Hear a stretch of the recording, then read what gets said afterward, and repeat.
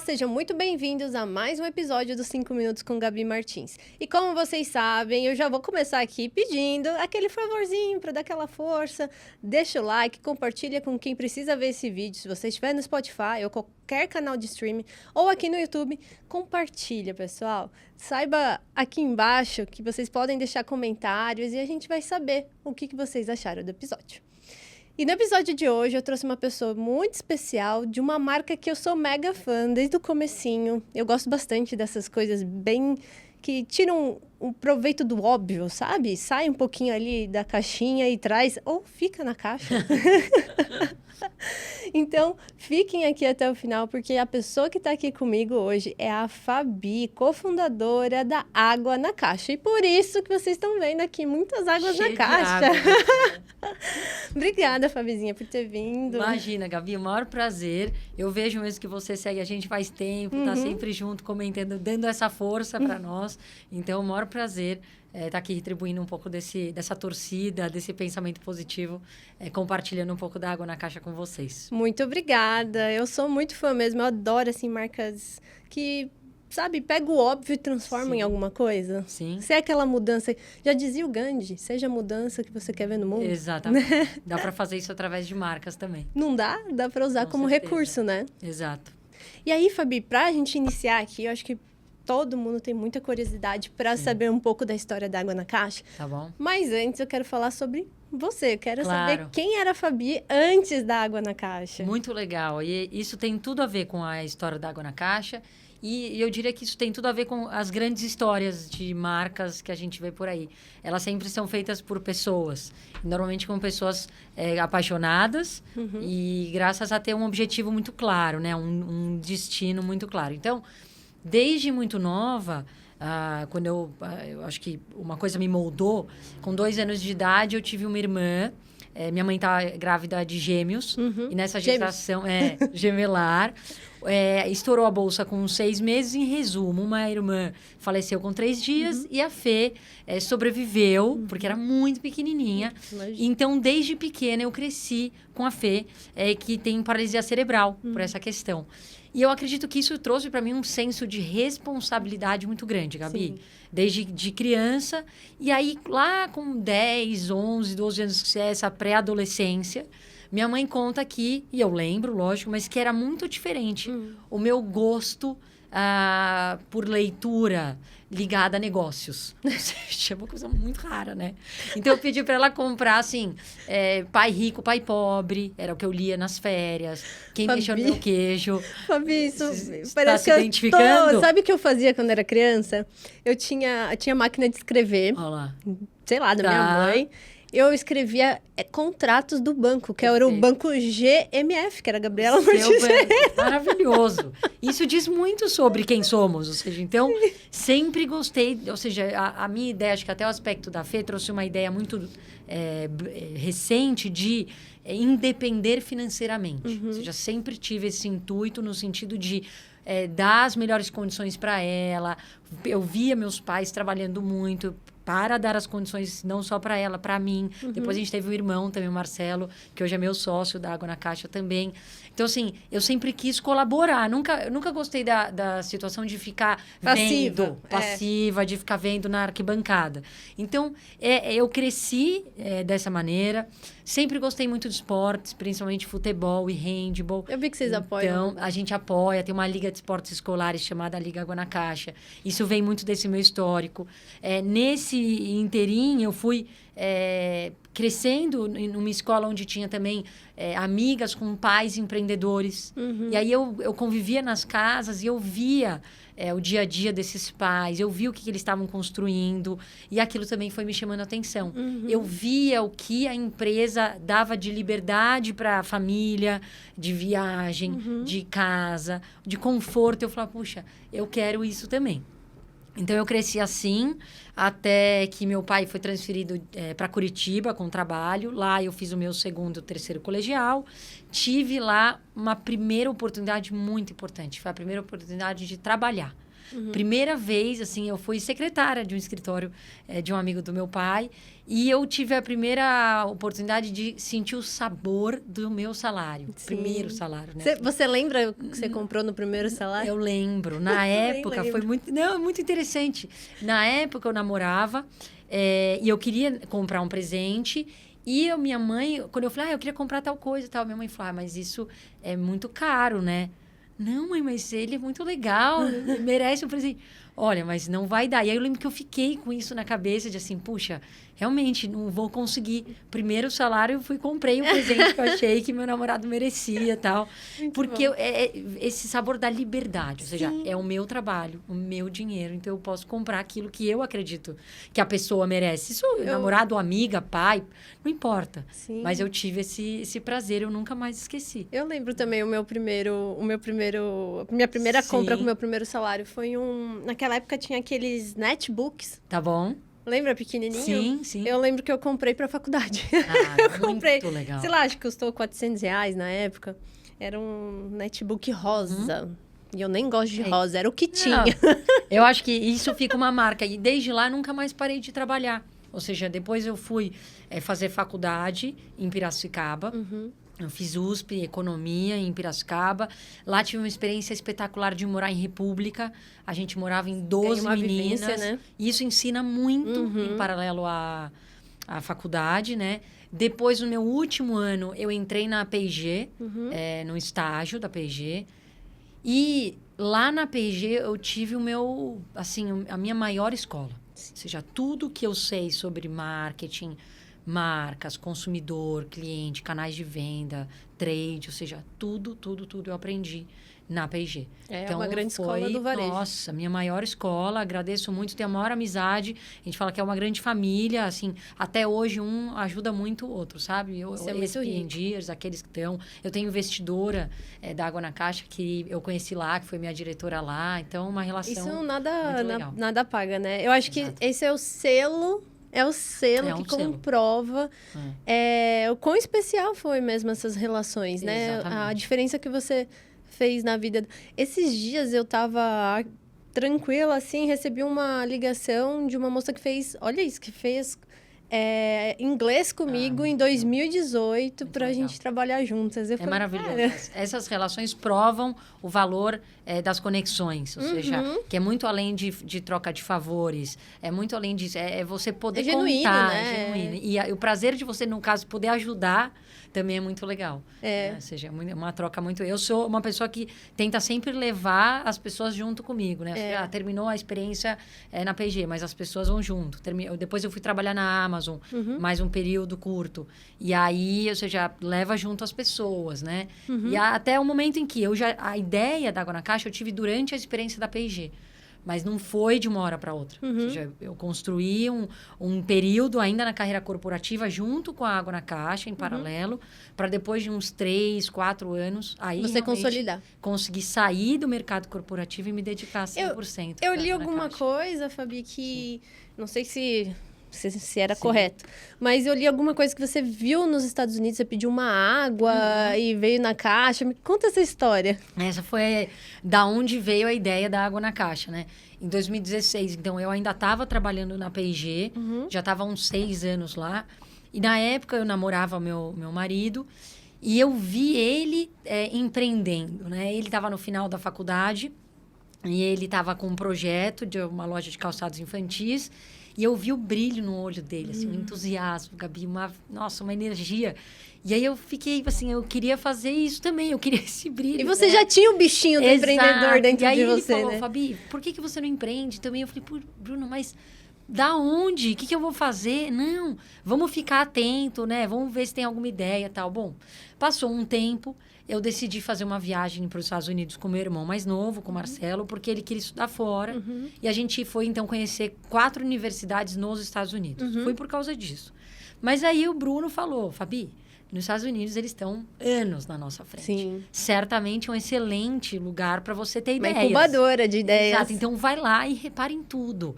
Repara o supermercado, entra, olha as gôndolas que estão grandes, gôndolas que têm produtos pequenos, ou seja, que tem pouco espaço, né, na gôndola. Gôndolas que estão vazias, ou seja, que o produto tem alto giro. Fica olhando, né, ou seja, no caixa, o que as pessoas estão pondo. Na rua, lojas vazias, lojas cheias, lugar com fila, ou seja, vai vendo tudo. O que as pessoas estão vestindo de roupa, tênis. Bom, foi uma grande experiência de pesquisa. E aí, em um determinado café, no meio da viagem, em Salt Lake City, no estado de Utah, eu pedi um café, um cappuccino, na verdade, uma água e uma torrada de banana, até lembro, de peanut butter, uma delícia. Meu irmão estava comigo. E aí, quando a garçonete veio nos entregar o pedido, tinha uma caixinha que era caixinha de leite para nós. E aí, eu logo falei para a moça, falei, olha, a gente pediu água, não leite. E aí, ela responde, super gentil, falou, não, this is water, boxed water. Puxa, boxed water, eu pego assim a caixinha na mão, uma caixinha branca, né, escrito boxed water, bem minimalista, assim, linda. E aí, eu falei, caramba, boxed water, que negócio simples e bonita, a caixinha linda. Primeira coisa que me chamou a atenção, Gabi, foi a estética, a beleza, né, da caixinha. E aí eu fiquei, aquilo me tocou, assim, sabe? Eu guardei, assim, eu falei, nossa, eu não vou jogar fora, é muito bonita, né? E aí eu levei ela comigo, a gente saiu do café, levei ela comigo, meu irmão tirou até umas fotos da caixinha, ele tava com uma GoPro, né? E aí ele tem essas imagens, eu saí andando com ela. Cara, naquele mesmo dia, eu mando um e-mail pro meu atual sócio, o Rodrigo foi o sócio cofundador comigo, porque o Rodrigo é meu primo-irmão, um excelente vendedor, né? A gente fez eu fiz carreira no marketing, carreira em vendas, e a gente trocava muito, primos irmãos, e eu mandei um e-mail para ele, 11 de abril, até passou agora, de 2016, falando, olha que legal. Mandei o site para ele, encontrei essa água, fiquei com vontade de levar ela para o Brasil. Ela é um pouco mais cara que as outras, mas eu achei ela muito bonita, cool, bem descolada, simples, assim, uma coisa legal. E aí ele respondeu já, putz, achei muito legal, vamos fazer. Topou. Nossa. Assim, topou. É assim que começou a história da água na caixa, foi através de um café nos Estados Unidos. Nossa, você sabe que essa história que você acabou de contar, eu já li faz muito tempo. Tá bom. E que eu adoro marcas assim, né? Que são bem disruptivas. Sim. E aí eu li a sua história, como você começou. E eu tenho, né, esse negócio do empreendedor, não tem como, eu gosto disso. E aí a gente foi para os Estados Unidos, eu te juro que eu fui para os Estados Unidos, eu olhava tudo em volta. Gabi, isso aí, a gente às vezes paga caro aqui no Brasil para uma consultoria, uma pesquisa, tal, alguma coisa de produto, tal, de inovação, e o mercado tá... ou seja, pronto para mostrar pra gente. E muitas vezes, Gabi, também eu vejo assim, mas eu não tenho dinheiro para ir para os Estados Unidos ou para a Europa. Cara, hoje com a tecnologia, assim, de redes sociais que tem, nossa, você tem curadorias. Meu Instagram, eu tenho só isso. Só curadorias de marcas, embalagens, tal. Eu entro, olho um pouco os amigos, mas eu fico vendo muita marca, embalagem. Dá para você respirar muita coisa, muito, né? Muito. Você pode ter o tempo todo ideias, aí eu vou salvando. Tipo, produtos lançáveis, eu falo assim, produtos lançáveis no Brasil. E em alguma oportunidade eu vou conseguir chegar neles. Então, onde está a sua atenção é onde estão as oportunidades. Exato. Se você está com a atenção em produtos, embalagem, design, vai surgir oportunidades aqui. Da mesma maneira, onde tem pessoas colocando atenção em oportunidades como em ações, mercado, né, financeiro, as oportunidades vão aparecer lá. Então, onde você quer encontrar oportunidades é onde você deve colocar a sua atenção. É isso aí, eu acho isso, nossa, sensacional. Ó, fica a dica aí para quem está ouvindo, quem está assistindo, querendo empreender. Sim. Porque é isso, é a gente estar atento. Exato. Descobrir alternativas ou soluções que sejam funcionais, porque também tem essa questão, tem muita gente que desenvolve solução que, na prática, não é funcional. Não tem necessidade. Então, é legal a gente olhar no mercado, perguntar, questionar, saber se realmente é funcional. Vocês chegaram a fazer isso? fizeram uma pesquisa de campo. A gente fez um MVP, né, que a gente chama. Porque quando a gente logo teve a ideia, foi essa a embalagem que a gente chegou à conclusão que era a melhor para nós. Por quê? A gente queria lançar uma categoria nova, Gabi.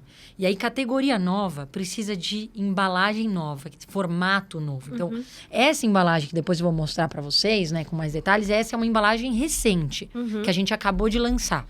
Essa é uma categoria, uma embalagem que já existe no Brasil para categorias de água de coco, para o whey, ou seja, a whey pro, essas embalagens, tudo de proteína. Ela foi envasada nessa embalagem, que é uma embalagem já bem antiga. Tá. Só que a gente falou, puxa, a gente quer lançar uma categoria nova, uma categoria de água na caixa. Se eu lançar numa embalagem antiga, né, que o mercado já conhece, de cara, não exato, vai ter essa quebra. não vai ter a quebra. E aí a gente falou, então precisa ser nessa embalagem, que é uma embalagem disruptiva, nova, que não tinha ainda aqui. Para lançar nessa, demorou um pouco mais de tempo. Só que nesse tempo, o que a gente fez? A gente falou, puxa, não podemos ficar parado. Porque ideia é uma coisa que todo mundo pode ter. A qualquer então, momento. a mesma ideia que eu tive nos Estados Unidos, outras pessoas certamente também tiveram. E poderiam também ter feito antes do que a gente aqui no Brasil. Então, a gente falou, não podemos ficar parado. Aí, um amigo do meu sócio, do Rodrigo, estava na Patagônia e viu que lá eles já estavam invasando uma embalagem desse tipo. Eles invasam muito vinho, assim. Exato. É uma embalagem muito... que a Tetra Pak conseguiu expandir em vários mercados, em várias categorias. Aí tinha uma empresa que chamava Noca, invasando água na Patagônia. E aí meu sócio falou, já sei, vamos importar isso, lá estava a Patagônia, e vamos chamar de água na caixa. Aí ele falou assim, mas como assim água na caixa? Aí que surgiu o simples assim. Porque a gente falou assim, água na caixa... A água na caixa, ou seja, é a água... Já é bem sugestivo, numa caixa, né? Ou seja, a gente fala assim, bem simples, né? Então, esse foi o nosso MVP. Com esse produto importado da Argentina, que não tinha o nosso nome, não tinha o nosso logo, não tinha a nossa identidade, ele só tinha a ideia de água na caixa, a gente conseguiu vender para 3 clientes muito importantes, que trouxeram os resultados mais importantes dessa tal pesquisa que você comenta. Foi então, a prova de conceito perfeita. Exato. Para nós, foi assim, até hoje, a gente tem 3 pilares na água na caixa, que eles vieram, ou seja, eles foram formados, construídos nesse MVP. Ou seja, a gente vendeu para 3 clientes. Tá. E a razão pela qual cada cliente comprou trouxe esse pilar. Então, o primeiro cliente que comprou foi o Empório Santa Luzia, que é o Empório em São Paulo, basicamente é premium. Sim. Mas qual é o mais interessante de lá? O que você quiser, você vai encontrar lá. Então, eles têm essa coisa uma curadoria de SKUs vasta. Tudo que é inovação, coisa diferente e tal, tem lá primeiro. Então, quando a gente ofereceu água na caixa para eles compraram. Por quê? Porque é uma coisa super diferente, inovadora, não tinha no Brasil, eles queriam ter lá. Que é onde a concorrência não tá, né? É isso. Então, ou seja, eles compraram, de repente o nosso produto estava na gôndola, foi a primeira nota fiscal que a gente emitiu foi para o Santa Luzia. Então, o Santa Luzia comprou por inovação. Somente por se tratar de um produto diferente, inovador. Que está dentro do core deles. É o core deles. Eles compram, exato. Eles compram coisas inovadoras, diferentes, modernas. Tal. Tá. Ok. Segundo cliente, Otávio Café. Hoje não tem mais, mas na época, ou seja, há 5 anos atrás, Otávio Café tinha uma loja enorme na Faria Lima, aqui, onde todos os Faria Limers, né, ou seja, iam tomar café com clientes e tal. E aí lá a gente teve um insight muito importante. O dono, né, que estava lá conversando com a gente, explicou assim, cara, eu vou comprar água de vocês, sabe por quê? 85% dos meus clientes vêm aqui e fazem o mesmo pedido. Um café e uma água, por favor. Ou seja, 85% das minhas vendas é o mesmo pedido. E ele falou, até hoje, o que eu fiz? Eu investi muito no café. O Otávio Café foi um desses primeiros que investiram nas formas de você preparar o café mais diferentes. Imagino que nos grãos também. Tudo. A torra, grão, tal. Eles investiram muito nisso. Até por isso eles se diferenciaram. Mas ele falou, metade da experiência do meu cliente, desses 85% dos clientes, é a água. E até hoje eu nunca investi nada em água. Então, eu vou colocar a água de vocês, porque eu acho que vai ser uma experiência muito melhor para o meu cliente do que uma garrafinha plástica de qualquer marca. Puxa, aí o Rodrigo falou, Bi, ele está comprando por uma experiência superior. Ou seja, ele acredita que a nossa água promove uma experiência superior no restaurante ou no café deles. Então, segundo pilar, experiência. E aí, terceiro cliente foi a Adidas, que no caso, até hoje eles têm o Boost, que é uma marca, né, dentro dos tênis, que é um tênis de corrida, que eles, para fazer esse tênis, eles têm uma parceria com o Instituto Parley, que retira plástico do oceano. E com esse plástico que eles retiram do oceano, eles fazem os injetáveis da parte do tênis. Então, eles falaram, a gente não pode colocar plástico. A gente não pode ser irônico. Na corrida, sendo que eu estou tirando plástico do oceano para fazer o tênis. Então, na época, não tinha água em lata ainda. Então, não tinha outra opção. Eles compraram água na caixa por isso. E aí, o Rodrigo falou assim, terceiro pilar, sustentabilidade. Ou seja...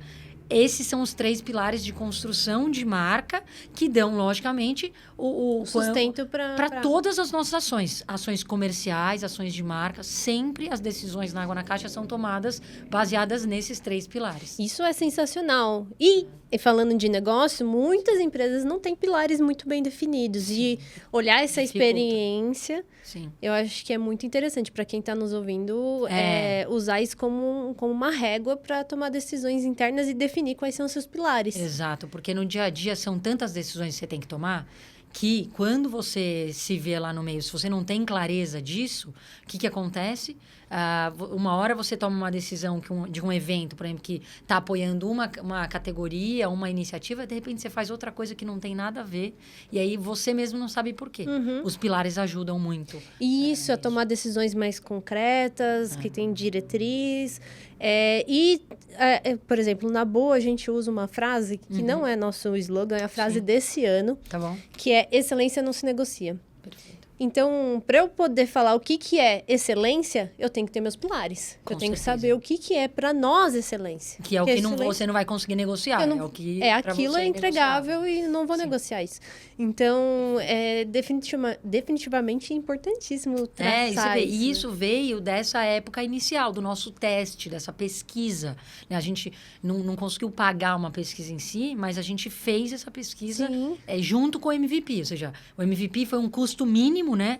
Isso que é o mais interessante. MVP é o mínimo valor possível, né? Ou seja, então, a gente realmente importou um produto, era feio, não tinha nada a ver com a gente, mas o conceito tava lá. Para ver se alguém se interessava por aquilo. Isso é legal.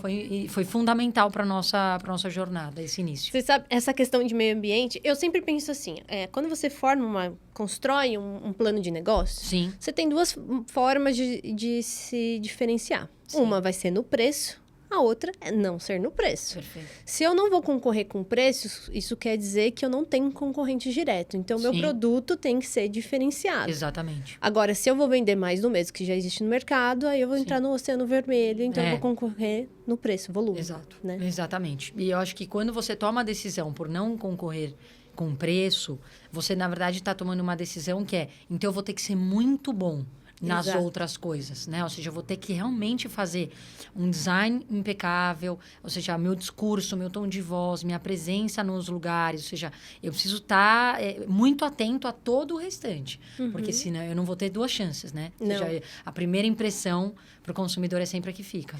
Você sabe que antes de entrar na operação do Google, eu abri uma empresa, que, né, também me pegou. Eu trabalhei muitos anos com automobilismo, eu estava comentando... legal.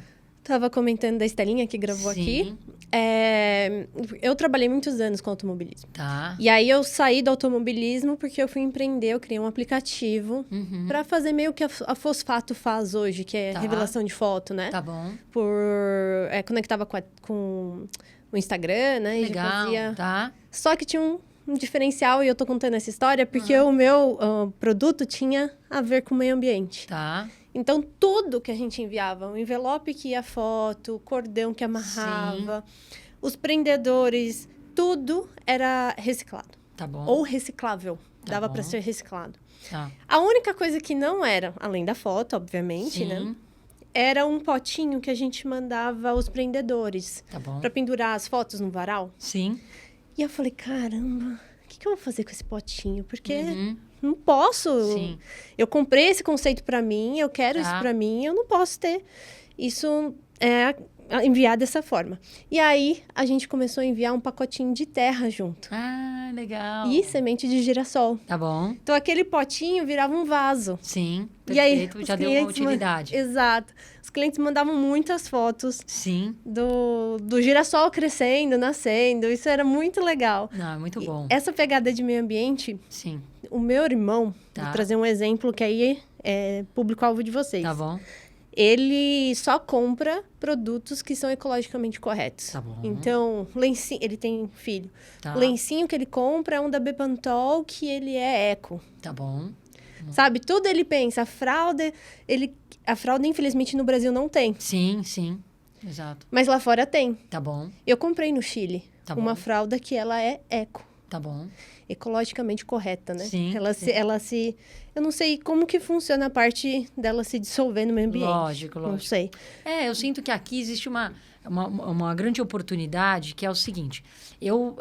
A nossa experiência prática na Água na Caixa nos mostra que você deve fazer um produto sustentável porque você acredita que é o melhor. Ou seja, tem que ser uma coisa muito interna no sentido de propósito.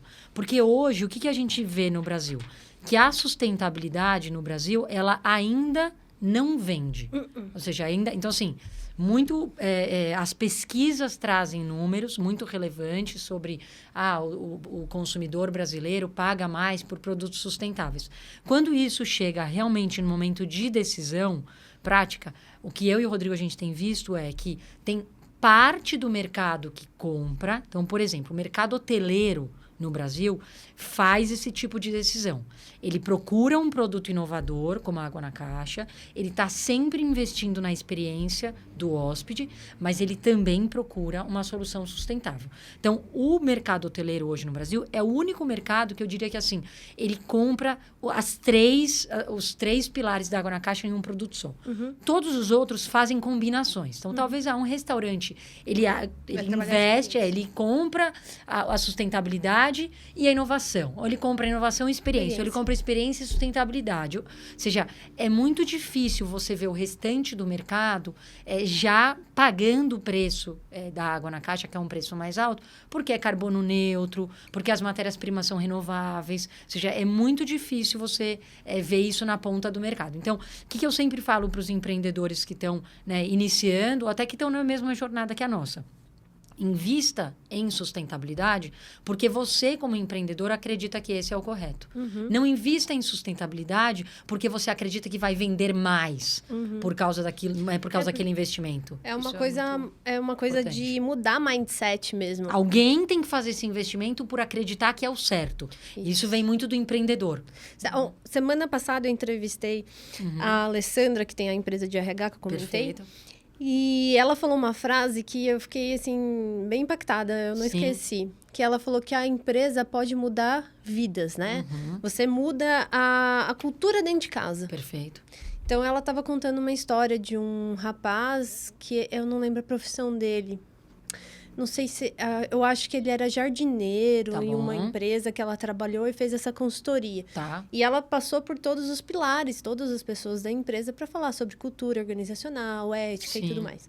E aí ele estava muito feliz. E ela queria entender o porquê que foi pós essa consultoria. Tá. Ele falou que mudou a vida dele dentro de casa. Olha que legal. Porque a empresa tinha valores que ele não tinha dentro de casa. Perfeito. Valores, assim, de respeito, de falar baixo, de Tá respeitar o próximo, de se comunicar bem. Coisas básicas. Sim, mas que muitas vezes não é tão básico, sim. E aí, no dia a dia dele, ele começou a aplicar isso dentro de casa. Então, o reflexo da empresa levou isso para dentro de casa. Isso sempre acontece. A gente passa muito tempo nas empresas, né? Então... Muito tempo. Impacta muito na nossa vida pessoal também. E essa parte eco, né? Vamos dizer assim, biodegradável. A parte de consciência com o meio ambiente pode ser refletida dentro das casas das pessoas, né? Com certeza. Mas isso, assim, para mim e para o Rodrigo, a gente faz isso de uma maneira muito... Porque a gente acredita que é o certo. E não porque a gente acredita que vai vender mais. Sim. É isso. O que vende mais hoje é a inovação. Ou seja, são essas personalizações que a gente faz. Ou seja,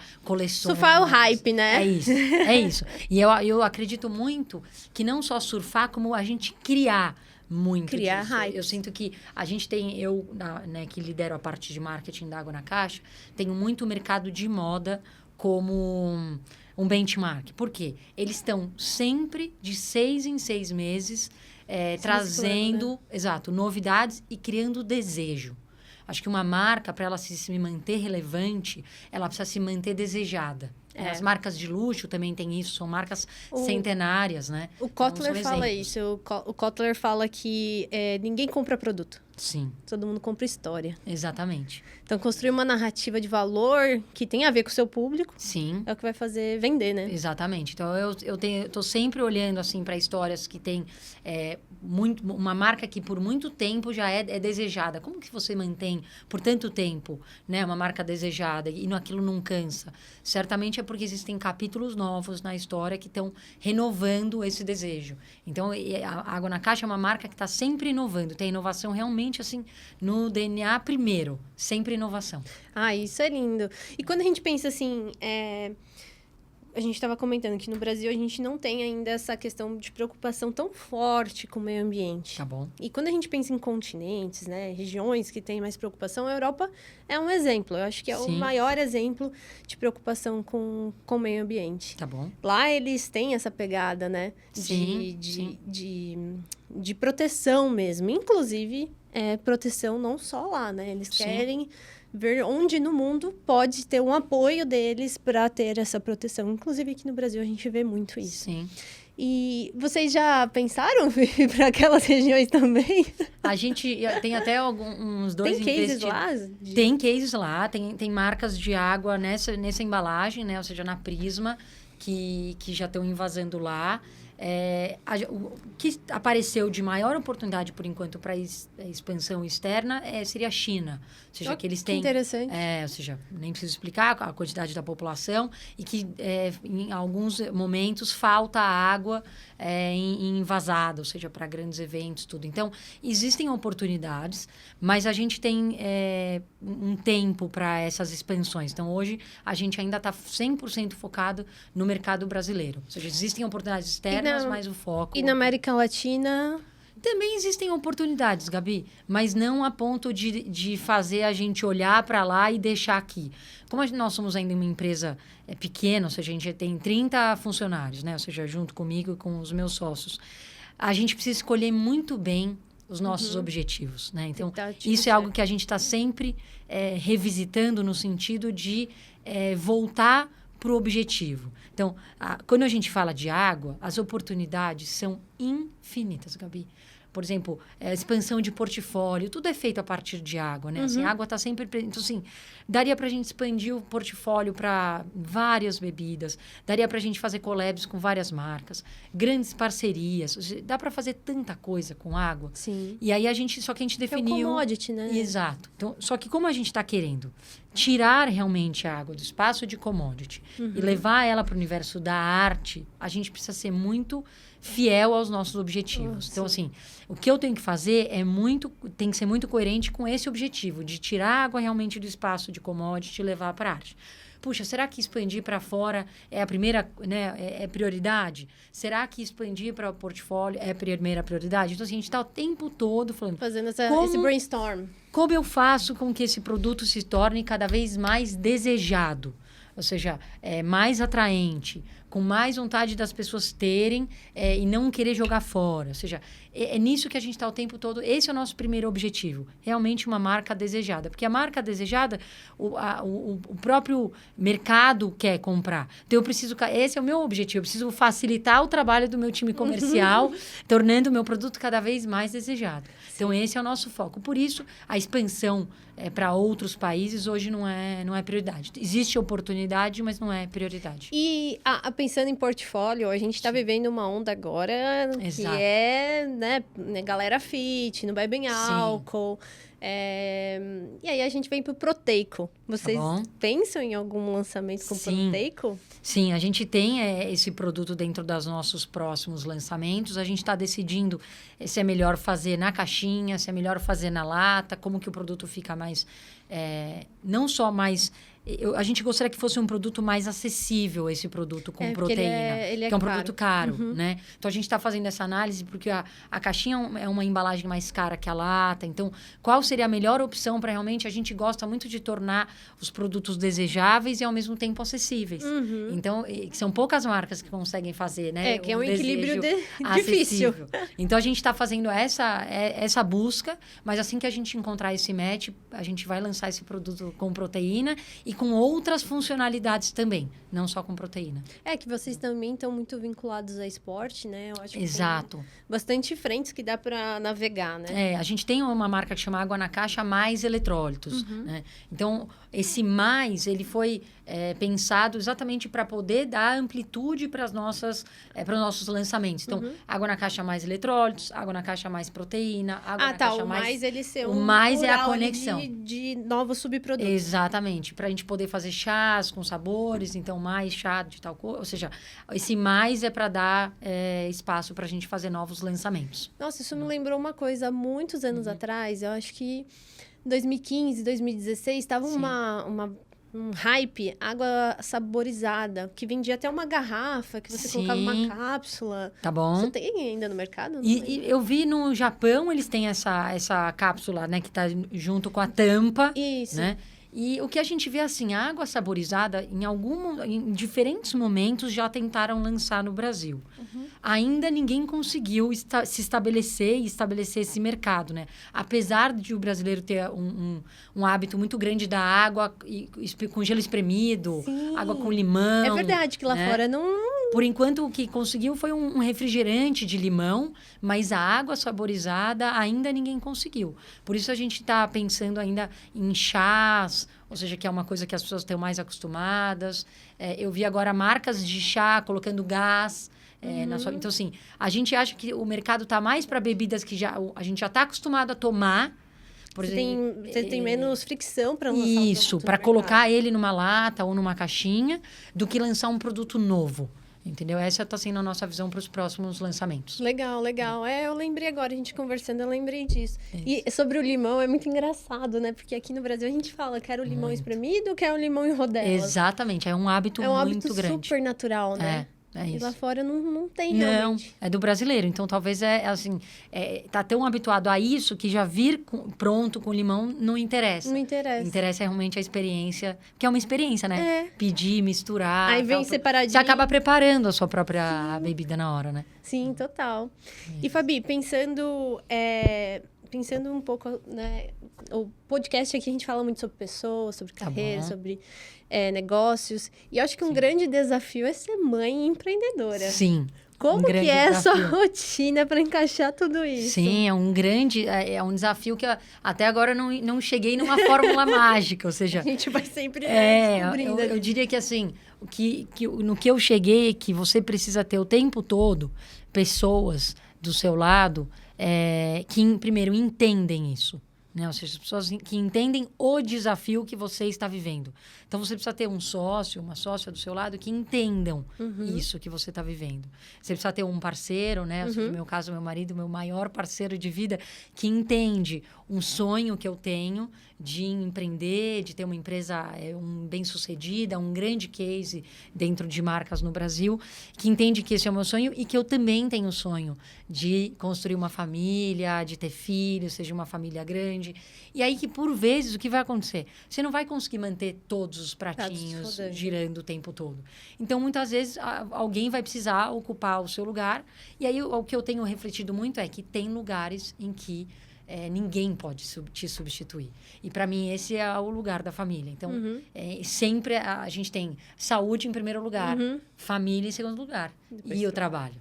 E se em algum momento a gente troca essa ordem, certamente alguma coisa vai desandar, vai ter alguma desarmonia no caminho, alguma coisa que vai te chamar a atenção a pensar, puxa, como estão as minhas prioridades? Continua saúde, família e trabalho? Porque senão é um momento de parada e de reorganização. Mas, além disso, sim, tem muito suporte, né? Então, minha mãe, minha sogra, ou seja, ajudam muito. a própria rede de apoio em casa. Então, não é uma conta simples. Não é uma conta simples mesmo, assim. Eu sou super pé no chão, sabe? Para dizer assim, eu tenho realmente uma oportunidade, por isso que eu estou dando a maior vazão possível para essas minhas virtudes. Mas é uma jornada espetacular. Eu sinto muito prazer e me sinto uma melhor mãe dando vazão a essas minhas virtudes. Na empresa. Sim, é muito louco, né? Quando você se torna mãe, empreendedora, você descobre que tem um serzinho ali que depende, ou 2 serzinhos, né? Que dependem ali ou de 3, você, ou 3 serzinhos que dependem de você para tudo. Exatamente. Né? É isso. E, ao mesmo tempo, você tem o seu sonho ali de construir um cenário novo para diversas frentes, né? N sonhos que a gente pode ter.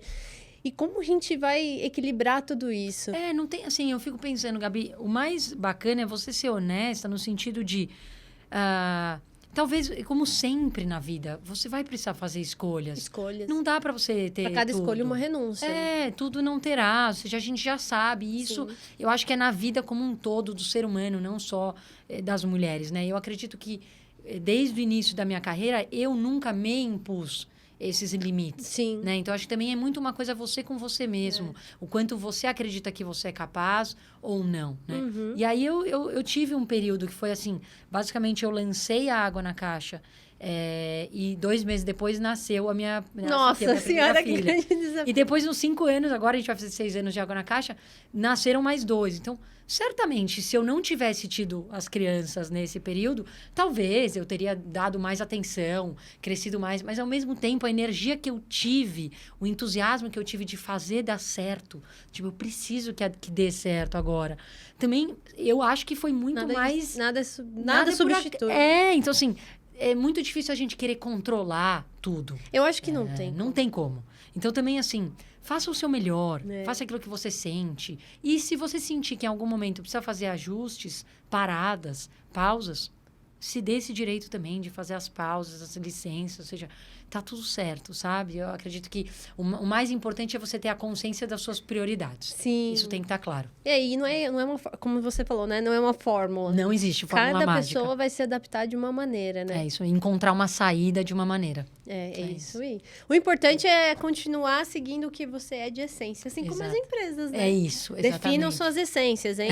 Seus pilares, seus valores, isso suas tem missões. Muito a ver com o próprio empreendedor, né? O que ele tem dentro dele. Você sabe que tem muita gente que quer desvincular, que né, fica nessa, eu tenho que desvincular a pessoa do empreendedor. Física da pessoa jurídica. Mas muito do que é a empresa é a essência de quem você é, do que você espera das pessoas, do mundo. Sim. E se não tiver isso, provavelmente a sua empresa vai ter falha de cultura.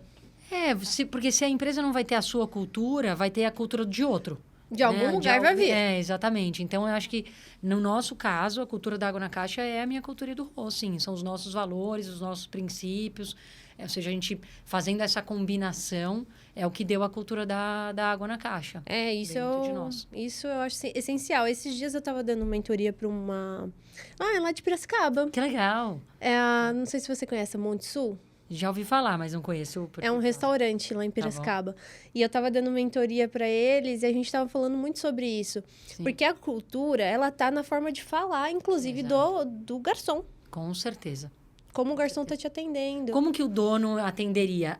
Você precisa ensinar o garçom a fazer da mesma maneira. Exatamente da mesma maneira. É isso. E aí a gente desenhou o script de como deveria ser essa narrativa junto com a história do restaurante. Nossa, isso é muito legal, Gabi. Me lembrou, no início da Água na Caixa, as redes sociais, quem fazia era eu. Como se fosse a minha rede social, né? Ou seja, a pessoa física, só que era a da empresa. E aí, até hoje, ou seja, hoje eu tenho uma social media, mas até hoje eu falo para ela, olha, nesse caso, ótimo, eu faria exatamente assim e tal. Nesse caso, eu responderia diferente. Eu pegaria esse gancho e tal. Tem algo que eu sempre falo nas nossas redes sociais, que eu acho que é algo que poucas marcas usam. Muitas vezes, quando um consumidor fala de você nas redes sociais, que já é raro, é muito raro. Então, você tem que aproveitar aquele momento e assim, agarrar com os 2 braços. Tem que salvar. Muitas vezes, a forma de você responder aquele contato é falando mais uma vez sobre você. Você traz de novo, puxa, que legal que você está tomando Água na Caixa, que legal que a Água na Caixa está fazendo parte desse momento. E aí eu falo... Você vai falar, e nós vamos falar do cliente. Nós vamos falar do consumidor. Então, várias vezes, se você vê os stories da Água na Caixa, ou seja, alguém postou a gente e a gente reposta falando o quê? Do consumidor. A gente brinca que a gente é um pouco stalker. Então, a gente entra no perfil e vê quais foram os últimos 3 posts, ou quais foram os stories anteriores, onde essa pessoa está, o que ela está vivendo. Ela teve uma conquista recente? Porque se sim... Você gera uma conexão tão genuína, claro, que a pessoa... É como um amigo. Você, quando você está falando com um amigo, você sabe o que está acontecendo. Senão, você pergunta, você quer saber. Então, muitas vezes a gente já deu parabéns pela conclusão de um curso, de um mestrado, ou um aniversário de um filho, o nascimento de um filho. A gente tenta ter essa relação o mais íntima possível. E aí você vai falar assim, Fabi, mas são 10 posts lá por semana, que são só 10 clientes. Esse só... Né? A gente fala que faz um efeito de... quando eu trabalhei na P&G, eu aprendi algo que chama assim... physical availability e mental availability, né? Ou seja, a disponibilidade mental e física que o seu produto tem para cada consumidor. A disponibilidade física se trata dos pontos físicos onde o seu produto está. Nas gôndolas, nos restaurantes, nos bares, cafés, eventos. Exato. Então, você precisa estar presente nos espaços físicos. Sim. Mas somente estar presente nos espaços físicos não é suficiente para o seu consumidor comprar você. Não. Você precisa estar disponível na mente do consumidor. Você precisa ocupar um espaço no coração. Mesmo na que mente indireto, né? A pessoa às vezes nem tá pensando, mas quando pensar em água, já vem água na cara. Ou seja, a gente toma decisões de maneiras muito inconscientes quando a gente está na frente de uma gôndola. E mesmo um comprador B2B, muitas vezes é de maneira muito pessoal. Tem um também. estudo que fala sobre isso. Se eu não me engano, 80% das compras, elas são impulsionadas pelo impulso. Por isso que eu falo. A compra é feita por impulso. O investimento que a gente faz nesses consumidores, quando a gente está criando relações individuais, personalizadas para cada um, eu estou, além de ocupar um espaço na mente dele, que provavelmente eu já estava ocupando porque ele me postou, eu começo a ocupar um espaço no coração do consumidor. E assim, a gôndola do Pão de Açúcar pode valer muito, estar em cima de uma mesa, né, ou no balcão do Bate de Latte, na geladeira do Starbucks, vale muito para Água na Caixa. Mas não vale mais do que ocupar um espaço no coração do meu consumidor. Sim. Isso aí eu tenho um cara que vai me defender para os amigos, para os vizinhos. Ou seja, um promotor, ele vira um promotor da marca, organicamente. Na Bu, a gente... Na agência, né? Quem tá assistindo, eu tenho uma agência de publicidade, que se chama Bu Digital. Sim. E lá na Bu, eu brinco que todos que trabalham com a gente são vendedores. Exatamente. Porque no final do dia, se você tá num churrasco, alguém te perguntar onde você trabalha? Eu trabalho na Bu. Sim. E eu quero que ele venda de alguma maneira a Bu de uma forma muito positiva. Genuíno. Quanto mais genuíno a venda, melhor. Então, a gente cria um ambiente que seja muito próximo. A gente sempre busca, sabe? Trazer essa sensação que você comentou internamente. Sim. E com os nossos clientes a mesma coisa. Perfeito. Fabi... Você não tem ideia que eu e o Rodrigo, a gente casou. E quem deu o nosso casamento foi uma cliente. Olha que isso não existe, maravilhoso. A gente casou em Portugal, num palácio. Sensacional. E foi uma cliente, porque a gente se dá tão bem com as pessoas. Lógico. Que é uma coisa que tudo sobre pessoas mesmo. No final é sempre pessoas. Isso é maravilhoso. Então, essas relações, eu acho que as empresas que não valorizam pessoas, não enxergam... Sim. Pessoas como um ativo extremamente importante em qualquer organização, elas estão bem... Não, estão fadadas a não dar certo. Não dá certo. Sim. Com o passar do tempo, é uma questão de tempo para não dar. É realmente a parte mais importante. Ainda mais agora, na era de inteligência artificial, querendo ou não, ela acaba dominando muita coisa. Vocês usam bastante inteligência artificial? Pouca. Eu sinto até que, recentemente, a gente conversou na área de marketing, que a gente concluiu, né? Puxa, deveríamos usar mais. Então, a gente está se especializando, até buscando a parte educacional. Eu, né, não tenho experiência, a não ser a minha pessoal. Sim. Né? Então, a gente está se especializando, mas usa muito pouco. Ainda dá para ter muito ganho. Ah, legal. Tem bastante frente. Eu e o Rô, a gente abriu uma empresa, que também é azul. Que legal! Que é o CodeBee. É uma empresa de inteligência artificial, só que ela é voltada para marketing, só para marketing. Tá bom. E essa questão de se especializar. Sim. Foi num domingo. Olha lá. Eu estava em casa sem fazer nada. Sim, a gente não consegue ficar sem fazer nada. Óbvio que não. Qualquer momento, né? Ocioso, você Aí eu falei, por que eu não vou estudar um pouquinho de Machine Learning e Big Data? Aí eu fui estudei Machine Learning, fiz na Udemy mesmo o curso. Tá. Fui estudar, fiz ali a minha formação, porque eu tinha uma ideia na minha cabeça e eu não conseguia passar ela pro papel porque eu precisava entender de dados. Sim. Aí eu fiz o curso, tudo, e montei uma arquitetura. E aí, bom, a partir daí, mostrei para um grande amigo nosso que tem uma consultoria de tecnologia, que são muito vinculados à AWS. Tá bom. E deu tudo certo. Apresentei, ele falou, essa arquitetura funciona. Olha que bacana. Vamos apresentar para a AWS? Eu falei, vamos. Aí nós apresentamos, a AWS gostou, nós fizemos a POC. Olha, que legal. Financiada pela AWS. Tá. Depois fizemos MVP, Tá. financiado pela AWS. Tá bom. E hoje a gente está com um cliente, um grande player do varejo, usando a ferramenta. Que legal. A gente está no processo agora de finalizar Sim. essa construção da ferramenta. Tá, para ser um produto pra se tornar escalável. um produto escalável para Que varejo. legal. E foi assim, foi de estudar mesmo. Deu uns 5 minutos e falei, não, deixa eu estudar um pouco. É isso, é muito importante a gente se manter atualizada. Eu tô sempre, ou seja, para mim eu sinto que quanto melhor as informações chegam até mim, melhores as informações vão chegar até Água na Caixa e o meu time. Então, eu dou muita atenção para essa curadoria das informações. É muito legal. Eu acho que a inteligência artificial, assim, inevitavelmente, ela já está no nosso dia a dia. Sim. Né? Que nem você comentou, eu uso a minha pessoal e tal. Sim. E o próximo passo de tornar isso um padrão dentro das empresas, ela é um próximo passo. Sim. Que tem que ser arquitetado de uma forma muito concreta, para também ter um cuidado com segurança de dados, governança, né? Claro. Então, estabelecer isso bem certinho. Porque ganha, né, muita velocidade em processos, principalmente. Exatamente. É um auxílio para a criatividade. Sim. Então, é uma coisa bem legal. Mas, olha, você sabe que nesses últimos eventos que eu tenho participado, eu tenho conversado com... Eu me considero uma pessoa criativa, né? Acho que eu tenho essa... Eu acho que você é. Ou seja, no meu estudo, na minha análise, eu sinto que essa é uma das minhas virtudes. Ou seja, na parte de inovação. E eu não vejo realmente a inteligência artificial substituindo essa virtude de criação que o ser humano tem.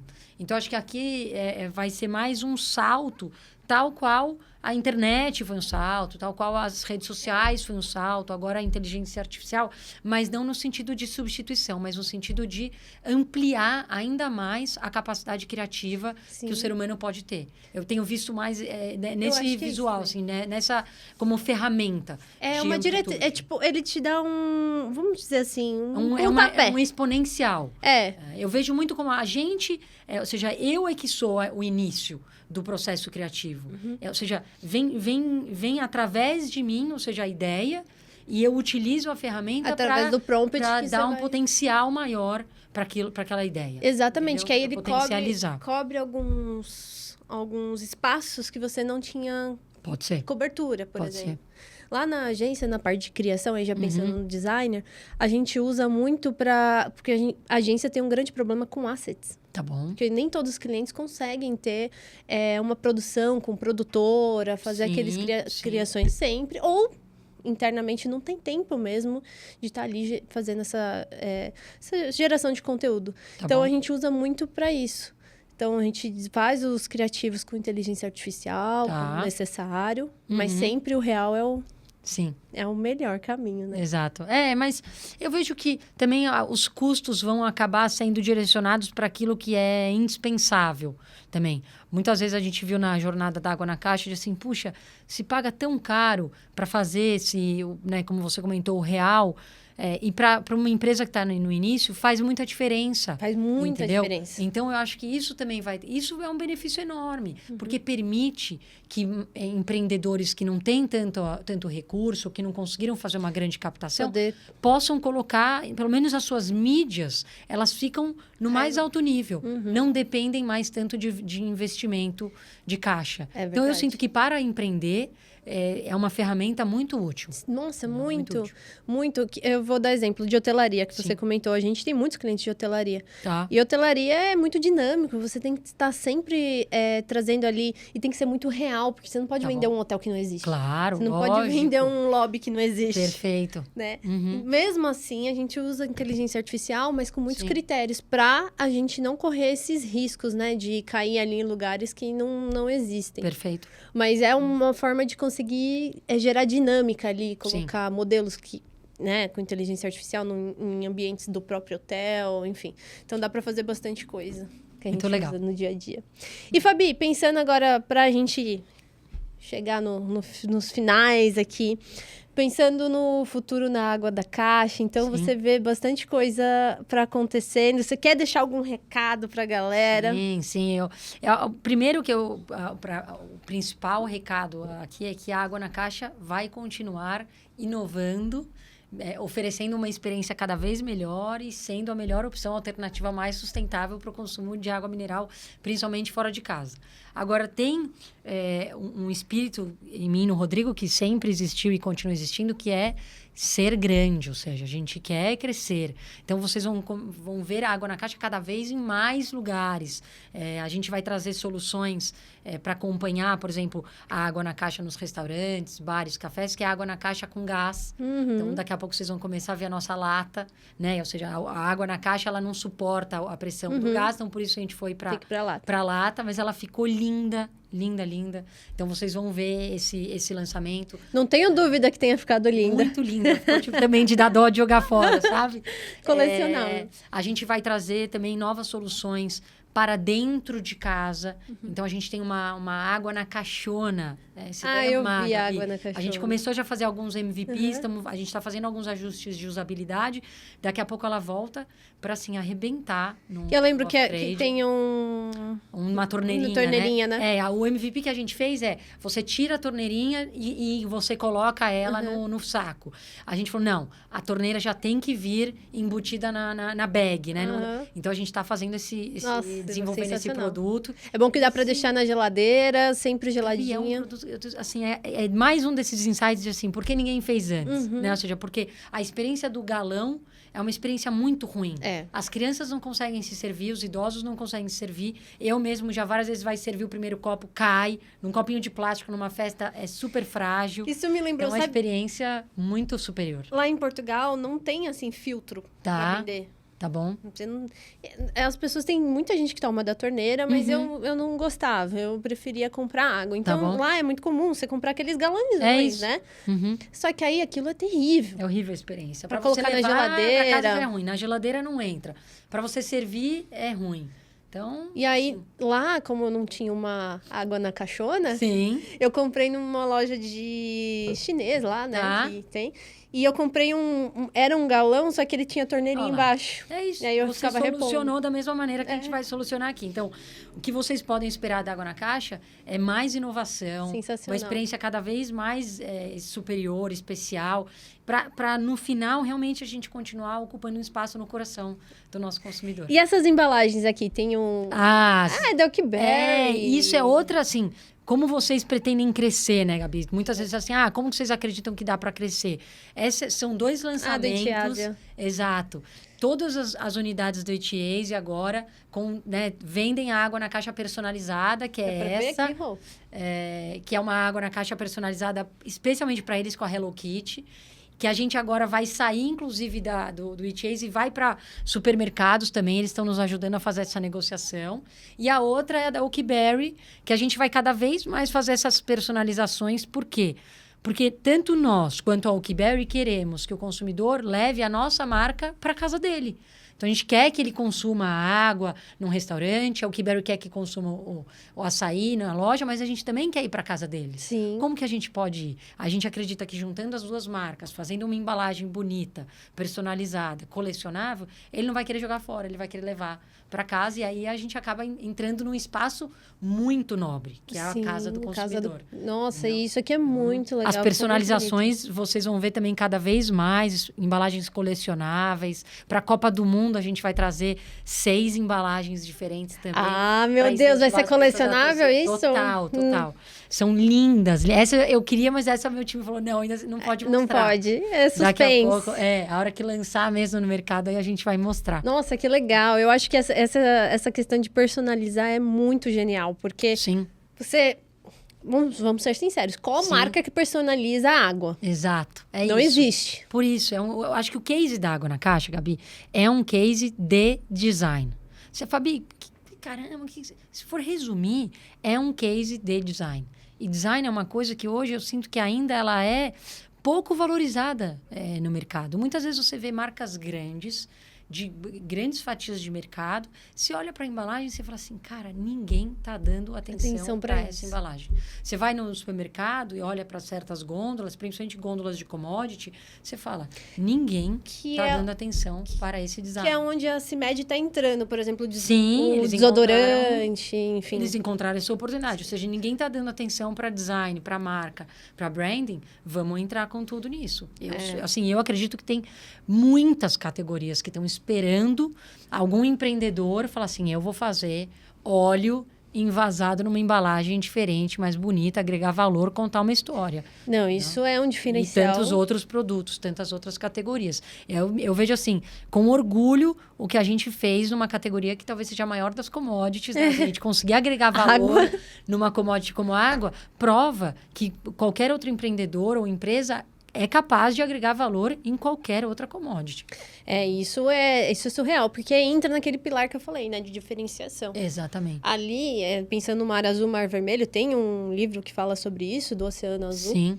E nesse livro, eles explicam exatamente sobre isso, né? Quais são os seus caminhos de diferenciação para você sair daquele mar vermelho onde está todo mundo competindo pela mesma coisa. Exatamente. Imagina, vocês fizeram algo que é no varejo, sim, que é super competitivo. Exato. E com commodity mais commodity que pode existir, que é a água. Exatamente. E estamos lá em várias gôndolas. E o que eu vejo muito assim, que a gente construiu a marca tanto no off-trade, que são os varejos, quanto no on-trade, que é o consumo fora do lar. Bares, restaurantes, cafés. Então, você também ter esses dois momentos são muito importantes. Que são vendas diferentes, públicos diferentes. E um agrega valor para o outro. O fato de eu estar no Bate de Latte, no Starbucks, em tantos restaurantes, como você comentou, na Renata Vanzetto, tal, que é o Grupo M, isso agrega valor e atrai, deixa o meu produto mais atraente para a venda no varejo. O fato de eu estar no varejo, num Pão de Açúcar, no Marché, Carrefour, ou seja, mostra que eu sou uma marca confiável, que eu sou uma marca responsável, ou seja... Tem o selo de qualidade. Então, faz também como que a minha venda no on-trade ou em hotéis seja uma venda mais fácil, uma vez que eu vou fazer o primeiro cadastro. Puxa, eles já vendem para tantos varejos, acho que dá para a gente comprar deles também. Isso é muito legal. Isso é uma aula de marketing, pessoal. Não tem jeito, assim, eu fico sempre pensando... O marketing e o comercial, Gabi, eles precisam andar sempre muito juntos.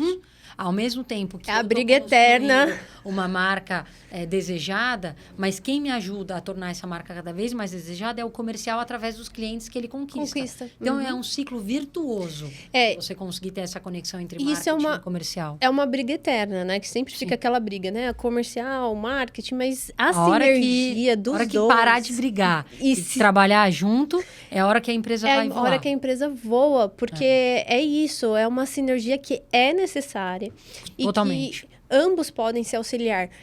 A gente tem um case que a gente trabalhou com uma empresa, então vendia produtos de estética. Tá bom. Então a gente influenciava as clínicas que precisavam daquele equipamento e influenciávamos os pacientes. Tá bom. Porque a gente queria fazer com que os pacientes tivessem desejo e fossem pedir nas clínicas. E a gente queria que as clínicas tivessem vontade de se atualizar, ter produtos novos e vir até o cliente. Tá bom. Então, eram duas frentes de atuação. Tá bom. Igual de vocês, né? Não existe empresa de sucesso sem marketing comercial trabalhando juntos, assim, não dá. Porque realmente um precisa da ajuda do outro e a hora que tem essa sinergia, o potencial é muito, gigantesco. muito maior. O comercial vai fazer vendas mais fáceis com o suporte do marketing, o marketing vai criar marcas mais desejadas com o suporte comercial, com os clientes que a gente pode conquistar. Reduz muito o tempo de venda. Exatamente. Reduz muito. Fabizinha, eu acho que a gente entregou muito conteúdo muito aqui nesse foi podcast. Muito prazeroso, foi muito legal. Fiquei muito feliz. Obrigada mais uma vez pela oportunidade. Eu fico muito feliz que você tenha vindo, ainda mais uma marca que eu sou super fã. Como eu falei, eu gosto muito de marcas diferentes, que fujam aí do óbvio. Sim. É uma coisa que eu busco sempre, até por isso que existe esse podcast, que eu quero trazer, quero provocar mesmo, questionar e ter acessibilidade, né? Qualquer pessoa possa ter acesso a esse tipo de informação. Hoje em dia a informação está super acessível, acho que isso promove mais empreendedores e empreendedoras, né, no Brasil. Eu vou ficar muito feliz. A gente já é um povo criativo. É isso.